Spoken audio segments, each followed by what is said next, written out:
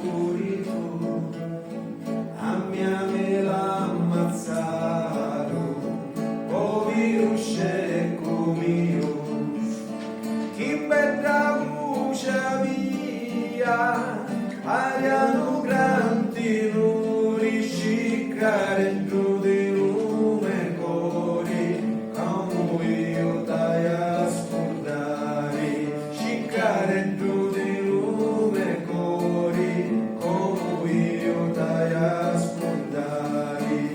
Allora, gli anziani, quando si riunivano la sera davanti al fuoco, perché spesso si stava fuori, allora la sera nelle belle serate gli anziani raccontavano sempre come il cantastorie, le gesta dei paladini, tutte le leggende siciliane, facevano un grande fuoco, si mettevano tutti attorno e quindi raccontavano, cantavano le canzoncine siciliane.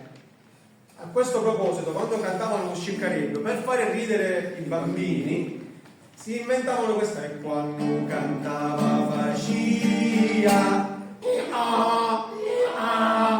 allora facevano così e ognuno si divertiva a fare l'asino più goffo, più divertente possibile, in modo da far ridere i bambini, ok?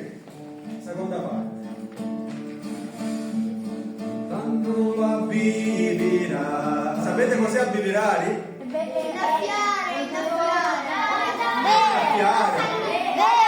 Quando la facevo bere. Tanto abbivirari, direndo in terra bagnato, l'humusso zuccherato, in terra in cielo spiccia, chi per l'humusso avvia, Mariano grande, sultano capizzone, sciccare giù di lume cori, campano e comori mori, sciccare giù di lume cori, campano e comori mori. Ora vediamo se lo fate voi.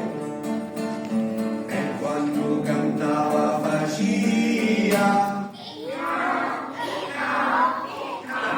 sciccare giù di lume cori, campano e comori mori, sciccare giù di lume cori, campano e comori mori. Più forte vado la prossima volta.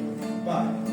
Quando si avvicinava la sceccata enziatina, da cura sopraffina, muovia ricca e di da, chi per da cura via, alla di site oro, sciccare giù di lume cori, come io dai ascoltare, sciccare giù di lume cori, come io dai ascoltare. Tocca a voi.